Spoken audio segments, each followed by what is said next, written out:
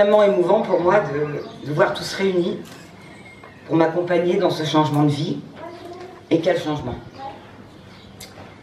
Je ne réalise pas encore que je vais bientôt quitter cette école après y avoir passé 39 ans de ma vie.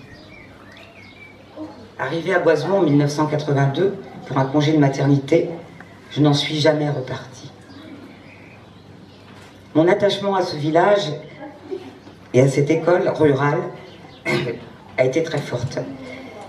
Lorsque j'ai commencé dans cette classe, il n'y avait que 3 classes et j'avais en charge CP, CE1, CE2.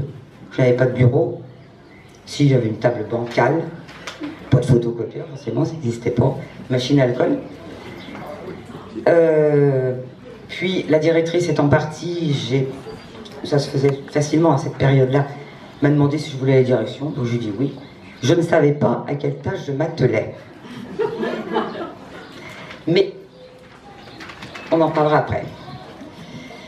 Au fil des années, j'ai vu une importante transformation, tant par le nombre de classes que par de nouvelles constructions, pour arriver aujourd'hui à ce bel établissement moderne et fonctionnel. Tout cela notamment grâce aux différentes municipalités et plus particulièrement à Madame Berthaud, qui s'est beaucoup engagée et démenée pour arriver à ce résultat. Vous avez, Aline, toute ma gratitude.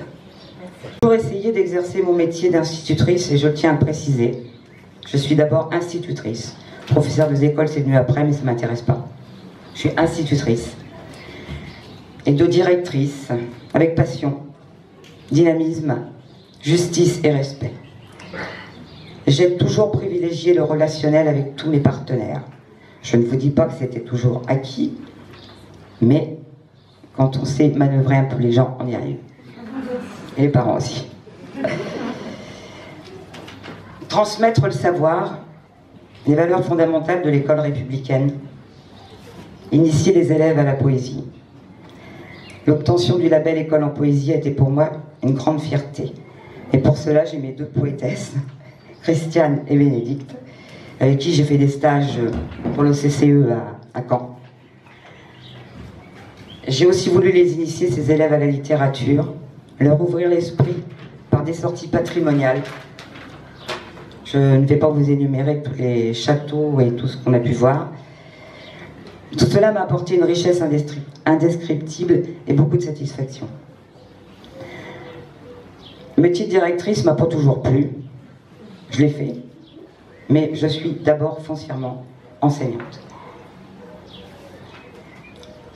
Ça a été difficile pour moi lorsque nous sommes passés à 10 classes et qu'il a fallu que je ne travaille plus que 2 jours avec mes élèves. Mais je m'y suis faite. J'avais rouspété forcément. Puis bon, je l'ai fait. J'ai eu la chance, et vraiment c'est une grande chance, de travailler avec une équipe formidable, stable, sérieuse, dévouée, investie dans de nombreux projets. Nous avons tous, les anciens qui sont partis ailleurs et l'équipe actuelle, privilégié l'intérêt collectif et mis en commun les compétences de chacun pour un seul objectif, la réussite de l'enfant et son bien-être à l'école. J'ai aussi travaillé en accord avec les différentes municipalités. Alors là, je vais arrêter mon discours.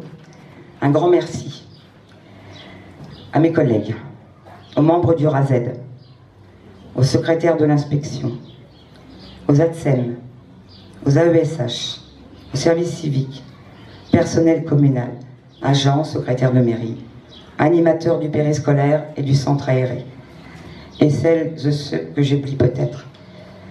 J'ai toujours essayé de vivre en harmonie avec toutes ces personnes qui gravitaient autour de l'école, toujours avec respect. Et ça, ils ne peuvent pas dire le contraire, même si de temps en temps le caractère peut toujours bien, mais on ne me fera pas de toute façon.